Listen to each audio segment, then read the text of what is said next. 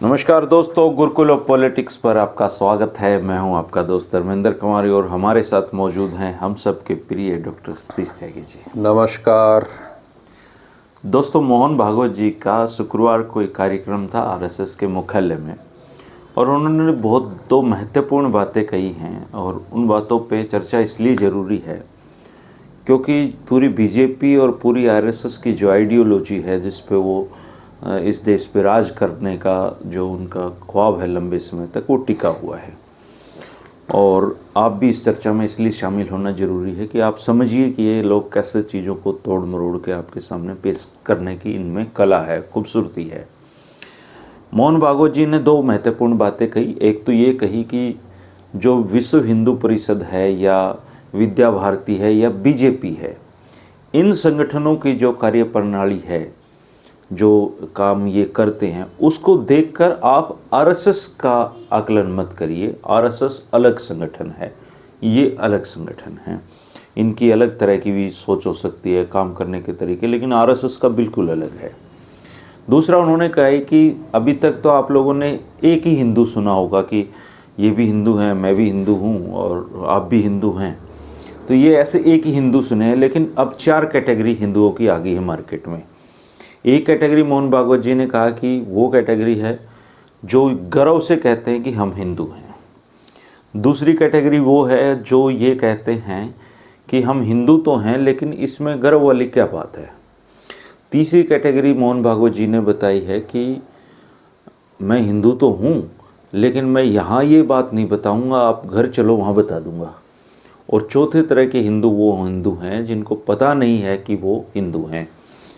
और अच्छा होता अगर वो एक 5वीं कैटेगरी भी बता देते, जो सबका कॉलर पकड़ पकड़ के ये बताने पे तुले हुए हैं कि बोल हम हिंदू हैं, बोल हम हिंदू हैं। ये कैटेगरी वो मिस कर गए। लेकिन कम से कम ऑफिशियली मोहन भागवत जी ने हिंदुओं की 4 कैटेगरी बता दी हैं। इनमें से आप कौन सी कैटेगरी में हैं अपना मूल्यांकन कर लीजिए। और अभी पिछले दिनों भारत और पाकिस्तान का क्रिकेट मैच हुआ था, तो सरकार के जो लोग थे उनको कहा कि राजनीति अलग होनी चाहिए, खेल अलग होने चाहिए। और अभी आईपीएल में शाहरुख खान ने बांग्लादेश के खिलाड़ी को बोली में ख़रीद लिया, तो एक हो हल्ला बहुत मचा हुआ है दोस्तों। इवन एक किन्नर ने शाहरुख खान की ज़बान काट के लाने पे 1 लाख रुपए का ऐलान कर दिया है। ये हमारा देश है, हम सबका प्यारा भारत देश, जहाँ दूषित पानी पीने से हर साल लाखों लोग मर जाते हैं। लेकिन अभी तक हम ये भी कैटेगरी तय नहीं कर पाए हैं कि हिंदू किस प्रकार के हैं, इनकी कितनी कैटेगरी हैं। त्यागी जी, आप कौन से हिंदू हो इन 4 कैटेगरी में? बहुत जटिल प्रश्न है और मुझे ये समझ में नहीं आता कि हम मोहन भागवत को इतनी गंभीरता से क्यों लेते हैं कि वो परिभाषित कर रहे हैं और हम उस पर चर्चा कर रहे हैं। आखिर मोहन भागवत हैं क्या? एक एनजीओ के हेड हैं। हाँ, एनजीओ बकौल नरेंद्र मोदी, वो एनजीओ जो रजिस्टर्ड नहीं है, उसके एक हेड हैं। और उनकी कोई राजनीतिक सामाजिक कोई हैसियत तो है नहीं उस तरह से कि उन पर नहीं, पर देश तो चला ही रहे हैं। लेकिन उनको लगभग उतनी ही सुरक्षा दी जा रही है भारत सरकार की ओर से जितनी प्रधानमंत्री को सुलभ Z+ है जी। और प्रधानमंत्री ने भी लाल किले से उनके संगठन की बहुत ज़्यादा तारीफ की है। अब प्रश्न यह है, प्रधानमंत्री नरेंद्र मोदी तो ये कहते हैं कि हिंदू धर्म ही नहीं है, वो कहते हैं it is a way of life, जीवन जीने की पद्धति है। और जीवन जीने की पद्धति तो भूगोल पर आधारित होती है। जो नॉर्थ ईस्ट में हिंदू रहते हैं वो अपनी भौगोलिक ज़रूरतों के हिसाब से उनका रहन सहन है। राजस्थान का अलग है, हरियाणा का और अलग मिलेगा, अलग अलग सब पद्धति हो जाती है जीवन की जी। तो अब वो हिंदू धर्म के रूप में कहना चाह रहे हैं, यानी कि मोदी जी की बात काटना चाह रहे हैं, या क्या कहना चाह रहे हैं? इसका अर्थ ये निकलता है कि मोहन भागवत और आरएसएस पूरी तरह से या तो कंफ्यूज्ड हैं या बहुत ज़्यादा शातिर और धूर्त किस्म की वैचारिकी है। दो ही चीज़ें हो सकती हैं जी।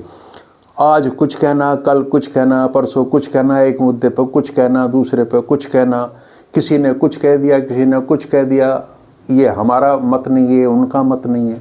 अगर विश्व हिंदू परिषद की आरएसएस का हिस्सा नहीं है तो भैया पूरा का पूरा राम मंदिर का आंदोलन जो चलाया वो विश्व हिंदू परिषद ने चलाया। फिर आप क्या कर रहे हो? आप वहां क्या करने जा रहे थे? या आरएसएस को समझने के लिए आप, या तो ये कहो सिर्फ आरएसएस को समझो, तो और भाजपा के जरिए आरएसएस को समझने में जो लोग गलती कर रहे हैं वो भी गलती है क्या? और अगर बीजेपी को अलग देखें तो फिर ये वो लोग कौन हैं जो चुनाव में जोड़ा ठाठा के आरएसएस वाले वोट मांगते हैं? ये बार बार ये कहा जाता है, जब भी चुनाव परिणाम भारतीय जनता पार्टी की आशाओं के अनुरूप नहीं आते तो कहा जाता है कि आरएसएस ने सक्रिय भाग नहीं लिया, एक्टिवली पार्टिसिपेट नहीं किया। बहुत अच्छे परिणाम आ जाते हैं तो संघ की शक्ति से सारी चीजें हुई। तो ये लोग जो हैं, सारा का सारा जो कुनबा है ये, और आरएसएस इसका मातृ संगठन या पितृ संगठन मान लीजिए। मैं भारतीय जनता पार्टी को आरएसएस की पॉलिटिकल विंग मानता हूँ, एक प्रकोष्ठ मानता हूँ। मोहन भागवत क्या कहते हैं उससे कोई फर्क नहीं पड़ता। मानते नहीं है जी, ओरिजिनली है वो तो। ठीक है ना? अब समझ में नहीं बात है। आप पूरी दुनिया को आज उठा के देखो, वहां कभी ये प्रश्न उठ रहा है, कभी कोई ये कहता है कि गर्व से को हम ईसाई हैं, या गर्व से को हम मुसलमान हैं, या गर्व से हम कहो कि हम सिख हैं। जो भारत में जन्म लिया जिन धर्मों ने, वो भी इस तरह की बात नहीं कर रहे। ये सवाल केवल हिंदू के सामने क्यों है कि वो ये कहे कि गर्व से कहो कि हम हिंदू हैं? और गर्व किस बात का? वो दूसरी कैटेगरी वाले हिंदू है ना? नहीं, गर्व करोगे किस बात का? जिस हिंदू समाज में जिस जीवन पद्धति को वो लोग जी रहे हैं, वहाँ पर इतना जातीय विभाजन है। और जाति विभाजन को भी चलो आप अगर जस्टिफाई करना चाहो तो कर लो, लेकिन इतना भेदभाव है कि उस समाज का 25% हिस्सा, चौथाई हिस्सा तो ऐसा है जो जिनके साथ आपका कोई रिश्ता नाता है ही नहीं, रोटी बेटी का किसी भी तरह। आरएसएस में कोई दलित हिंदू बना है? वो अछूत समझे जाते हैं, अनटचेबल समझे जाते हैं। और वो आदमी जिसको आप घोड़ी पे नहीं चढ़ने देते, घुड़चड़ी नहीं होती जिसकी शादी के टाइम पे, जो आपके मोहल्लों में प्रवेश नहीं कर सकता, जो आपके साथ सामाजिक जीवन नहीं जी सकता किसी भी तरीके से, जो हर समय आप द्वारा किए गए अपमान को सहन कर रहा है, झेल रहा है, जिसे आप मनुष्य होने का भी दर्जा नहीं दे रहे, वो किस आधार पे ये कहे कि मैं हिंदू हूं? और गर्व किस बात का? अगर मोहन भागवत ये कहते हैं कि इस देश में 80% हिंदू हैं, तो उन 80% हिंदुओं के अंदर इतना अमानवीय व्यवहार होता है कुछ सवर्ण जातियों द्वारा कि बाकी लोगों को तो कोई वो इंसान होने लायक ही नहीं समझे जाते। आप हिंदू तो छोड़िए, बहुत बात की बात है। तो ये जो कहते हैं एक कैटेगरी बताई कि यहाँ नहीं बताऊंगा, आ जाओ घर बताऊंगा। क्या बता रहे हैं? अब मुझे इसमें थोड़ा डर लगा कि घर ले जाके कहीं पिटाई तो नहीं होनी किस तरह का सत्कार होगा? है ना? क्या पता कान में बताएगा या कान पे लगाएगा? क्या बताएगा? और तो गर्व होने वाली तो ऐसी कोई विशेष बात है नहीं। और अगर ये जीवन पद्धति है, जैसा मोदी जी कहते रहे, सुप्रीम कोर्ट ने भी यही व्याख्या की, तो भाई दुनिया में सब लोग अपने अपने तरीके से जी रहे हैं। दरअसल दिक्कत क्या है, जो मैं हिंदू की परिभाषा मैं समझाऊं, और ये भी कंफ्यूज इसलिए अब सनातनी करने लगे। है ना?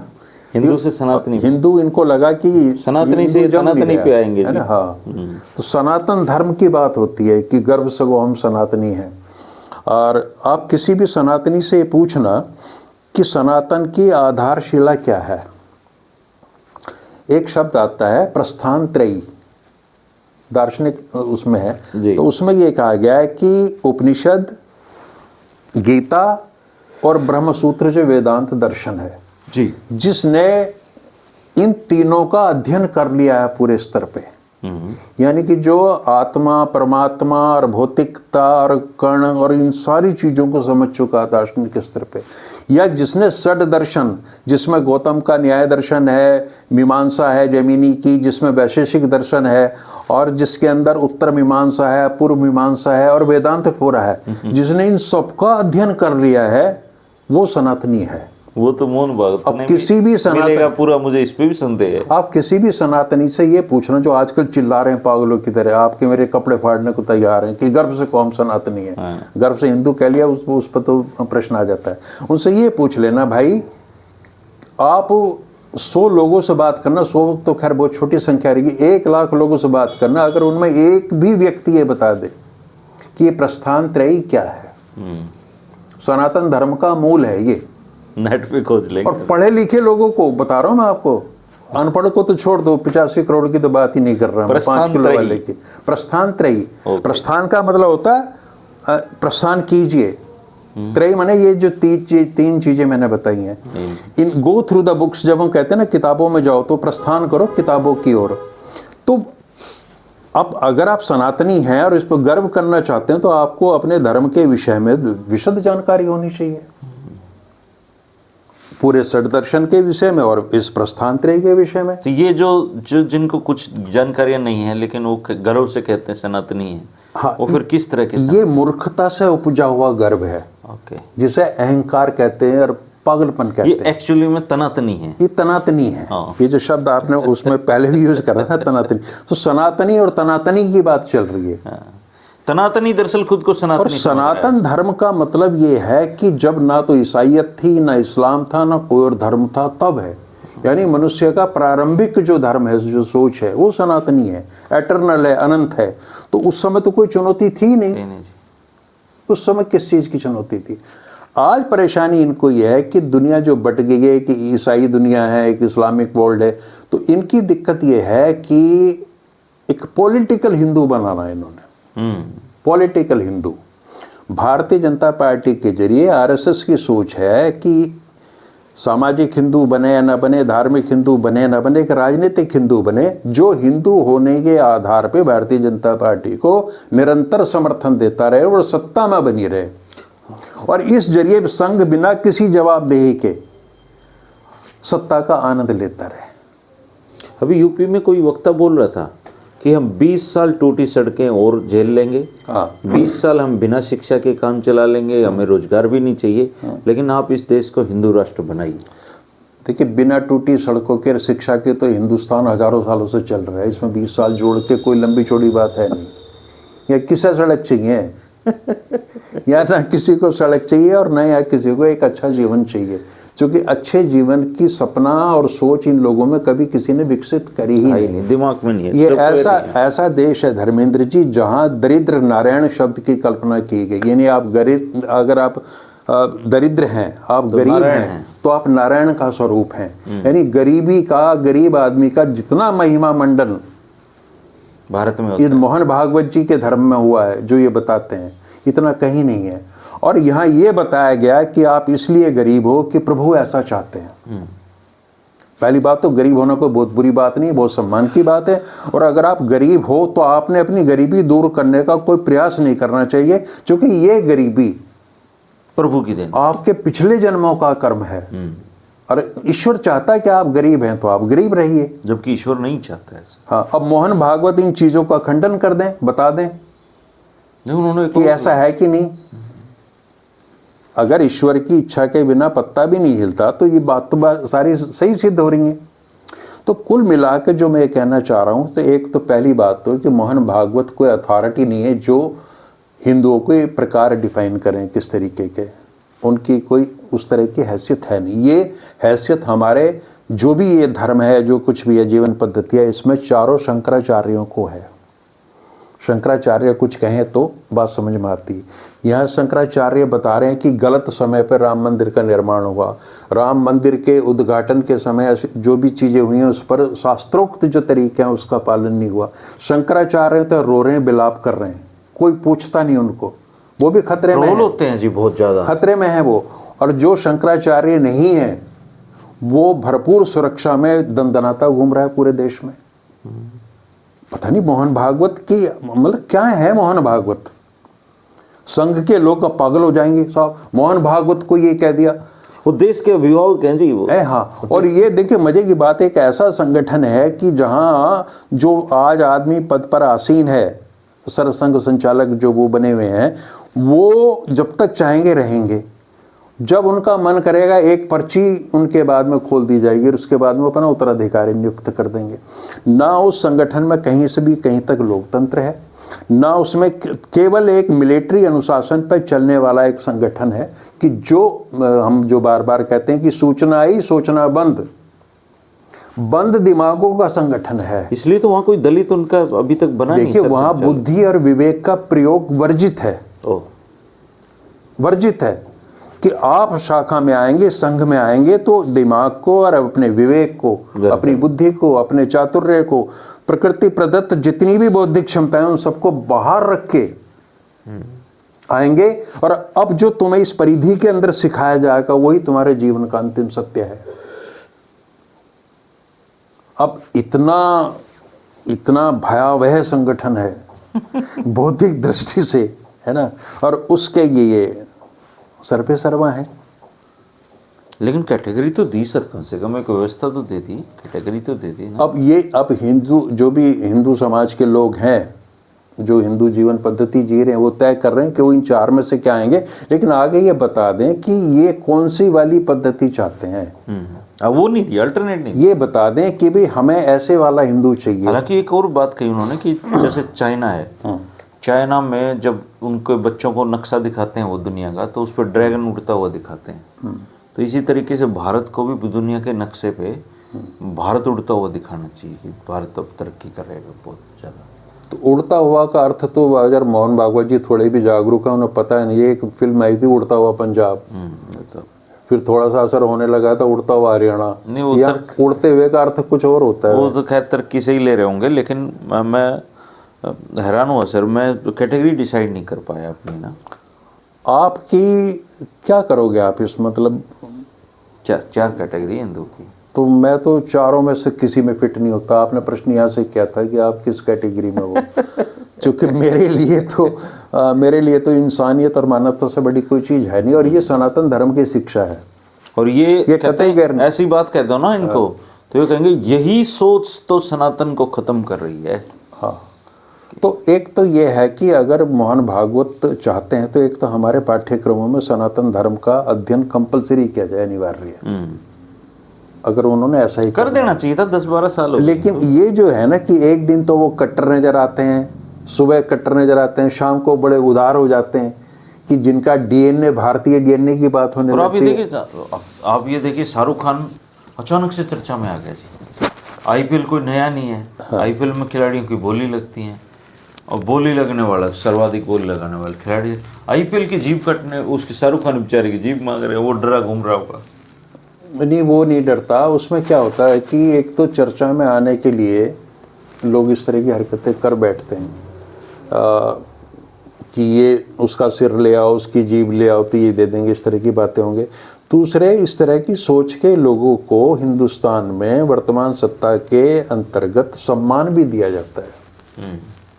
एक वीडियो आ रही है, आप देखना, उसमें एक बंदा ये कहता है, वो हिंदू ही है, तथाकथित हिंदू है, कि नरेंद्र भाई मोदी ने जब 2000 गुजरात के दंगे हुए थे, जितना बड़ा काम उन्होंने किया इतिहास में किसी ने नहीं किया। उसमें यह भी बताता है कि नरेंद्र भाई ने ये कहा कि 3 दिन के लिए आपको छूट है, चाहे जो करो, और कहता है कि मैंने एक गर्भवती महिला का पेट फाड़ दिया, इस तरीके से वीडियो आ रही है। अच्छा। तो उसने पत्रकार पूछता है कि आपको छुड़वाया किसने? बोला नरेंद्र भाई ने। पूरी वीडियो है पूरे सोशल मीडिया पे, और वो किसी भी प्रधानमंत्री के लिए बड़ी शर्मनाक चीज़ है। उस तरह की बातें अगर हैं तो या तो प्रधानमंत्री खंडन करें उसका, नहीं तो वो आदमी तो खुलेआम कह रहा है कि हमने कैसे कैसे मारा उन लोगों को। तो अब ये कंफ्यूजन का शिकार है आरएसएस भी और मोहन भागवत भी, और रोज इन्होंने कुछ ना कुछ कहना है, अखबारों ने छापना है, और फिर इन्होंने नई नई बहस छेड़नी है। मकसद सिर्फ यही है कि जिंदगी, आम आदमी के जीवन से जुड़े हुए जो महत्वपूर्ण मुद्दे हैं, जो जरूरी मुद्दे हैं, उन पे चर्चा ना हो, उन पे बात ना हो। और आरएसएस जब भी भारतीय जनता पार्टी से कोई किसी सवाल पर बोलना होता है, जवाबदेही की उम्मीद की जाती, तब आरएसएस एक नई बहस छेड़ के उसको दबा देता है। जैसे ये पानी वाला मसला था। तो आरएसएस पूरी तरीके से पॉलिटिकली मोटिवेटेड है। मोहन भागवत जी क्या समझाना चाह रहे हैं वो अपने लोगों को समझाते रहे, लेकिन इस देश के अधिकांश हिंदू, 65% लोग जो आज भारतीय जनता पार्टी को अभी भी नहीं मान रहे, उनको ये पता है कि आरएसएस क्या है। वो आरएसएस का सच जानते हैं। अच्छा सर, आरएसएस के जो चीफ होते हैं, ये क्या ये सच है कि ये एक ही कम्युनिटी के लोग बनते हैं? आमतौर पर क्या हुआ है, आज तक संघ का जो नेतृत्व है उसमें रज्जू भैया को राजेंद्र सिंह उर्फ उपाख्य बोलते हैं, उर्फ नहीं बोलते। उर्फ से उर्दू का शब्द है ना, तो उससे उपाख्य, राजेंद्र सिंह उपाख्य राजा भैया। तो जब आप ये बोल लेंगे तो उसके अलावा जितने हैं या तो वो देशस्थ ब्राह्मण हुए हैं महाराष्ट्र नागपुर विदर्भ क्षेत्र के, या चित्पावन ब्राह्मण होते हैं। अच्छा, फिक्स है मतलब। हाँ, ब्राह्मणों में भी ये बात है, देशस्थ और चित्तपावनी। अच्छा। तो इनके बारे में कहा जाता है कि ये लोग यूरेशिया से आए हुए लोग हैं। जो ये जो थ्योरी चलती है ना मूल नागरिक वाली, उसके जो मानने वाले लोग हैं वो ये कहते हैं कि ये लोग यहाँ के रहने वाले नहीं है, बाहर से आए हैं। और अब चूंकि इनको बहुत बड़ा हिस्सा ये मानता है कि ये लोग बाहर से आए हैं, तो ये उसी कैटेगरी में आ जाते हैं जिसमें और आक्रांत आए थे। फिर आप में क्या विशेष बात होगी भाई, शक आए, हूण आए, आग्नेय लोग आए, उसके बाद में अंग्रेज आया, मुगल आए, उससे पहले ऐसे आप आए। तो वो कहते हैं कि देश तो हमारा है, मूल रूप से तो हम यहाँ के रहने वाले हैं। अच्छा। और ये जो है ब्राह्मण जो हैं चित्तपावनी और देशस्थ, ये बाहर से आए हुए लोग हैं। तो इन्होंने हम पे जुल्म किया, हमारा शोषण किया, हमारी सभ्यता को नष्ट किया, हमारी संस्कृति को नष्ट किया। इन पर तो ये भी आरोप लगते हैं कि इन्होंने बौद्ध धर्म को भी नष्ट किया। तो अब अगर मोहन भागवत हिंदू धर्म के बहाने इन चीज़ों को छेड़ेंगे तो ये सारी जो बहस है ना, ये तो आएंगी। इतना साहस आरएसएस में होना चाहिए कि बिल्कुल समाज के बीचों बीच में आके विभिन्न मंचों पे ये बहस कर ले, क्योंकि ये प्रश्न तो पूछा जाएगा। कोई भी अगर मोहन भागवत ये कहेंगे कि आप गर्व से को हम हिंदू हैं, तो वहां बैठा हुआ कोई भी दलित या वंचित समाज के व्यक्ति कह सकता है जी मैं किस बात पर गर्व करूं। ये तो उसका अधिकार है पूछने का कि आप हिंदू धर्म के सर्वे सर्वाएं ठेकेदार हैं, तो आप मुझे ये बता दीजिए कि मुझे मेरी जब घुड़चड़ी होगी, मेरे बेटे को घोड़ी पर नहीं चढ़ने दिया जाएगा। हालात ये हो जाते हैं धर्मेंद्र जी, एक बार आगरा में ये स्थिति हो गई थी, दूल्हे को घोड़ी पे चढ़ाने के लिए वहाँ के तत्कालीन सुपरिंटेंडेंट ऑफ पुलिस को उसकी गाड़ी चलानी पड़ी थी, कार चलाई थी उसने। आगरा छोड़ो, हरियाणा में कई घटनाएं हो चुकी है ना। तो ऐसे ये प्रश्न तो उठेंगे। जब जब आप ये मूल प्रश्न जो इनके लिए महत्वपूर्ण है इनको उठाएंगे, तब तब समाज में इस तरह की चीज़ें पैदा होंगी। और जब तक ये इसका समाधान नहीं निकलेगा, तब तक आप किसी हिंदू राष्ट्र की कल्पना सहज ढंग से तो हो नहीं सकती। आप वैसे ये कर करके प्रचार, उसमें एक और वीडियो मैंने देखी कि जब हिंदू राष्ट्र बन जाएगा तो नेपाल को तो एक धमकी जाएगी और नेपाल अपना विलय कर देगा। भूटान की कोई हैसियत नहीं है, एक बार वो तिरछा देखेंगे और भूटान का भी विलय हो जाएगा और बांग्लादेश का भी कर देंगे। सबको ऐसे ही मतलब जो हमारे बनेंगे विश्वगुरु बना देंगे अखंड राष्ट्र। तो ये लोग कल्पना में रहने वाले लोग हैं जिनका विश्वगुरु भारत में तो पीने का पानी उपलब्ध नहीं करो। देखिए, विश्वगुरु भारत बन सकता था। विश्वगुरु बनने का क्या मतलब था? विश्वगुरु बनने का मतलब ये है कि एक दुनिया है जहाँ ईसाइयों का वर्चस्व है, एक दुनिया है जहाँ इस्लाम का वर्चस्व है और सदियों से चला आ रहा है। भारत ने एक नई पहल की थी कि हम तमाम धर्मों के लोगों को शांतिपूर्वक एक भूगोल के अंतर्गत रहने की इजाजत देंगे। हमारा जीवन दर्शन ये कहता है। ये थी हमारी विश्वगुरु बनने की पहला कदम। हमारी पाठशाला ये शुरू होती है कि हम एक वैकल्पिक दुनिया बनाएंगे, ऐसा विश्व बनाएंगे जिसमें तमाम धर्मों के लोग, तमाम विचारधाराओं के लोग, विभिन्नता से भरे हुए लोग होंगे। तो वो तो विश्वगुरु भारत बनने की संभावना उस समय थी, लेकिन अब उसको भी नष्ट कर दिया गया है। सही बात है सर। और अजीब सी बात देखो सर कि पाकिस्तान के साथ मैच होगा तो वो क्रिकेट को राजनीति से अलग रखना चाहिए खेल को, और अगर आईपीएल में कोई खिलाड़ी किसी ने खरीद लिया तो फिर पूरे टीवी मीडिया पर वो चीज़ चल पड़ती है। देखिए, प्रतिशोध से चीज़ें कभी कामयाब नहीं होती। एक आदमी मूर्ख है, आप अगर उससे मूर्खता के जरिए आप नहीं जीत सकते। हाँ, अगर कोई आदमी मान लिया सांप्रदायिक है, उसके अंदर हिंसा की भावना है, तो उससे आप हिंसा के माध्यम से समाधान नहीं कर सकते और ज़्यादा रक्तपात होगा। तो आपकी समझदारी इसी में, आपकी समझदारी इस बात में कि आप मूर्ख आदमी को डील कर लो आराम से और उसे भी समझदारी की तरफ ले जाओ, फिर तो समझ में बात आती है। लेकिन आप सड़क पर कुत्ता भौंक रहा और मैं भी भौंकना शुरू कर दूं साथ में, क्या होगा इसका? दोस्तों, हिंदू धर्म की 4 कैटेगरी तो आज सामने आ चुके हैं, और कितनी आएंगी और किस तरह का हिंदू इनको चाहिए ये बता सकते हैं। लेकिन आप किस धर्म में पैदा हुए हैं ये आपके ऊपर निर्भर नहीं करता है। जो हिंदू माइथोलॉजी को मानते हैं, मतलब कॉन्सेप्ट को मानते हैं, ये तो भगवान ही डिसाइड करता है कि हम कहाँ पैदा होंगे। लेकिन हम एक अच्छे इंसान बन सकते हैं और एक बेहतर इंसान बनने की इच्छा हम सब में होनी चाहिए। एक ऐसा इंसान जो जाति के नाम पे, धर्म के नाम पे एक दूसरे से भेदभाव ना करे। इंसानियत ही सबसे बड़ा धर्म है दोस्तों। एक दूसरे समूह के प्रति जो नफ़रत भारत में फैलती जा रही है, ये नफ़रत एक दिन हमारे इस देश को ही बर्बाद कर देगी। जिस देश को हम आगे ले जाना चाहते हैं, आगे बढ़ाना चाहते हैं, अगर हम उसको सही मायनों में प्यार करते हैं तो हमें एक दूसरे का भरोसा जीतना पड़ेगा और उस भरोसे के साथ आगे बढ़ना पड़ेगा। दुनिया गवाह है, नफ़रत से किसी ने कभी भी कुछ हासिल नहीं किया है तबाही के अलावा। नफ़रत विनाश लाती है और प्रेम विकास लाता है। जिस दिन भारतीय जनता पार्टी, आरएसएस या देश की ऐसी ताकतें जो इस देश को धर्म के नाम पे बांटना चाहती हैं, उन सबको ये बातें समझ में आ जाएगी, उस दिन हमारा मुल्क तरक्की करने लग जाएगा। आप इस बारे में क्या कहेंगे? कमेंट करके ज़रूर बताना। शुक्रिया। नमस्कार। नमस्कार।